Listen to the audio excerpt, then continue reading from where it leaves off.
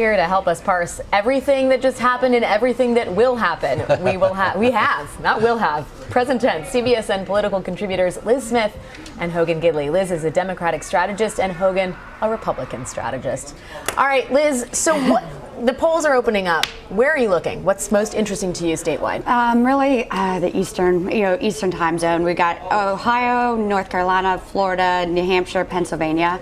And when those results come in, the race could be over. So those are the first states that I'm going to be looking at. But within those states, I'm going to also be looking at some of the trends. And we've seen in early voting huge Latino turnout, which is pretty incredible. Hillary Clinton hasn't spoken a ton to Latino issues in this campaign. And the Latino community has been at the brunt of some of the nastiest attacks from Donald Trump. He's accused them of being prone to criminality and undermining the fabric of our country. So as uninspiring and sometimes depressing as this election cycle has been, the incredible turnout that we've been seeing in early vote, and especially among the Latino community, is kind of the antidote to that ugliness of this campaign. And it does show that people still believe in the power of voting and our social compact. Can I just, one follow-up? You said that Hillary Clinton hasn't spoken much to Latinos.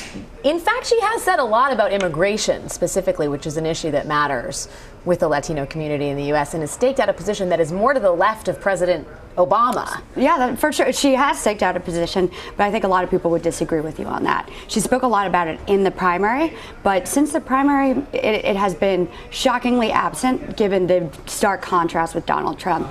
And, hopefully, my hope on this is that the turnout among the Latino community forces both Republicans and Democrats to speak more directly to them and their issues. Hogan, do you agree with Liz's suggestion that Hillary Clinton has, essentially to a degree, forgotten a voting bloc that seemed ripe for the picking here? Forgotten in the right word. I think she is correct that Hillary Clinton hasn't really spoken to. Was it willful ignorance? No, I think, she did, let's be fair, she did speak to it in a private fundraiser where she said we should just have open borders, so that's one thing. But I do agree with her lack of addressing the issue. She didn't really need to stake out a position because Donald Trump had staked out his, which was a wall, which was deporting people who were here illegally. And so the contrast was already there. It wasn't like she had to outline something. I do think, though, the changing demographic in this country is something that Republicans and Democrats began to address more earnestly, probably back in 2008.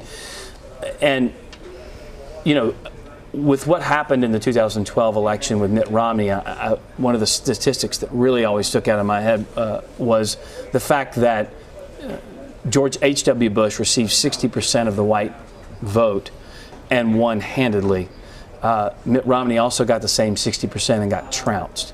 So there is a shifting demographic of people who vote, and I think the Latino vote this time was not just undervalued. I think it's definitely underpolled and undersampled. When you're seeing 139% increase in Latino vote in Florida, that could be the difference in that state.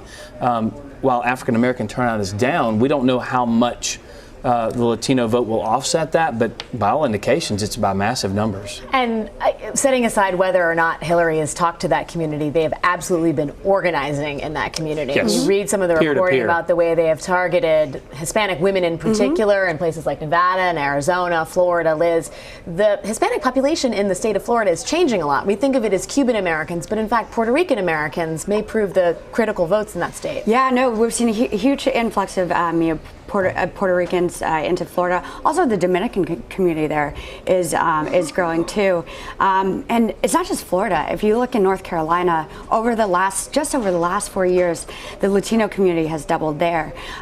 In Pennsylvania, that's another place we don't talk about. They've got a huge Dominican community and a growing Latino community. So it's everywhere. It's not just in Florida, and it's incredible now that they could be the decisive vote in this election, and it really sends a strong message to Republicans and to Donald Trump. And you brought up North Carolina and the Latino voting in North Carolina, and I think that will be a huge impact. But I think the major difference in North Carolina, quite frankly, in the Research Triangle in the Wake County area, which is Raleigh, usually decided by suburban women.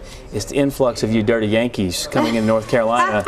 That's really going to be a huge impact because it is really that part of the South is really changed. Purpleized North Carolina, if you will. And of course, as we've talked about, Raleigh's a big impact, but also Charlotte, Mecklenburg County.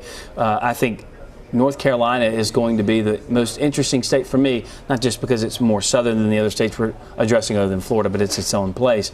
I think it's really interesting because you do have such an influx of folks from out of state coming in, impacting that election over the last few years. It also speaks to, we spoke of organization, but it speaks to a thing that, for whatever reason, the Trump campaign seemed to believe to the very last it could operate without a ground game, any really semblance of one, especially in states such as Florida and North Carolina that would matter.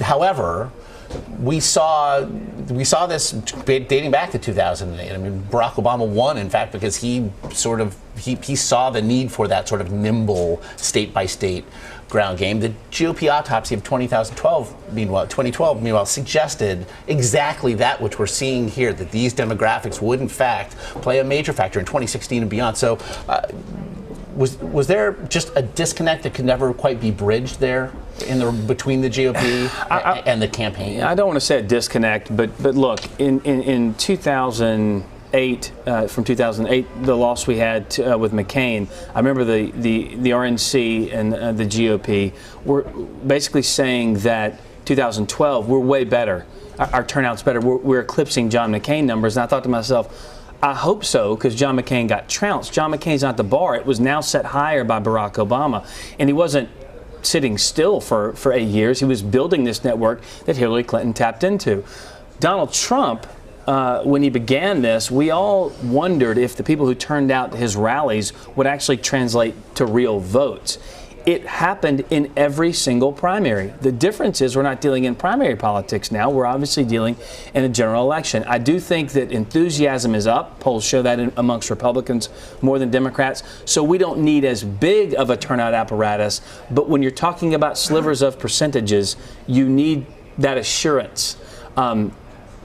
Again, the traditional political apparatus, the traditional political norms may not exist in totality in this election, but the same get out the vote effort you need to have to get people to the polls. Well, he sort of broke the mold in the primary, and it seems like he was sort of banking on doing the same thing in the general, and that's just not really how it works. You know, you really do need an operation to get voters to the polls, and they just never put the effort into doing that. And to be fair, Democrats need that a little bit more than Republicans. Yeah. We're a little bit more motivated to vote in general. You guys have Jay-Z, Beyonce, we use Ted Nugent, but either way, we're typically more apt to get to the polls. And to be clear, those concerts featuring those big name artists, especially previous to last night, were not just about the fanfare, but also registering folks, right? There was a data operation behind that. And there's so many interesting tactics that they used around it. For instance, like handing out the tickets across from early vote polling stations. So the Clinton campaign was very smart in how they did it, and completely at odds with what we saw from the Trump campaign when they would have rallies and have people sign in, and then you just see the spreadsheets with everyone's voter information just lying on the floor afterwards. Data lost is data lost. Liz, if the tea leaves we have to read here suggest good things for Hillary Clinton at this point.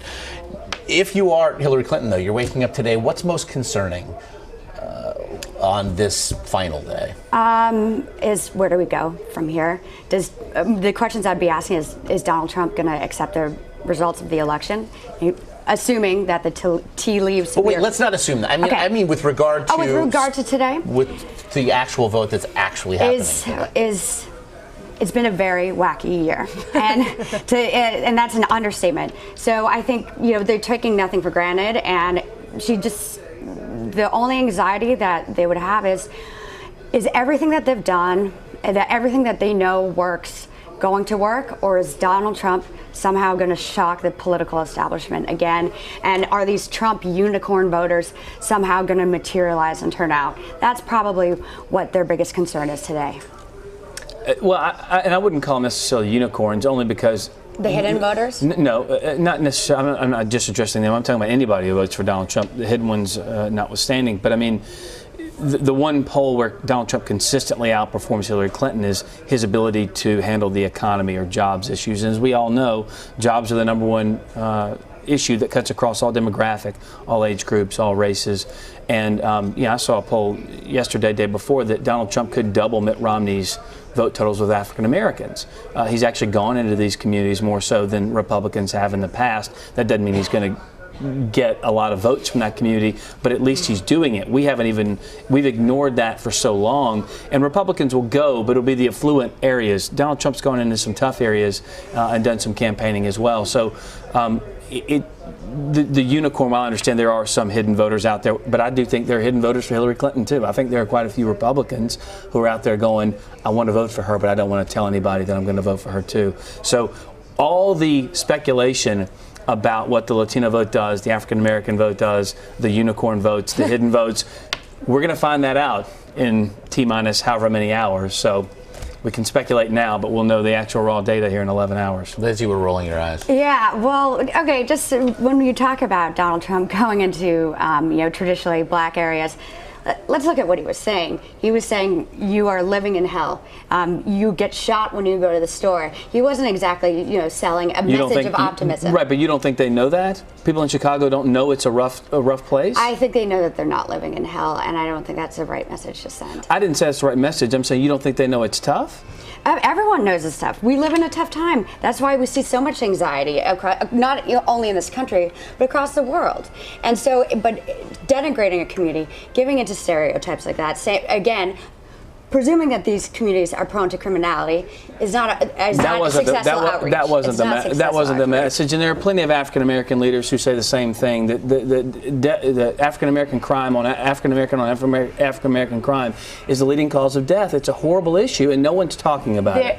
There has been some strong pushback from communities of color about some of that rhetoric. To be fair, many, but some people. But to your point, Hogan, Donald Trump has made Donald Trump's efforts to reach out to that community. It is also worth noting the non-college educated white vote, what some people are calling the unicorns, that slice of the American public is larger than America's Hispanic and African American and Asian communities put together. Mm-hmm. So numerically, the votes could be there, but can he actually turn them out? And with that massive apparatus that doesn't exist. It's a huge question.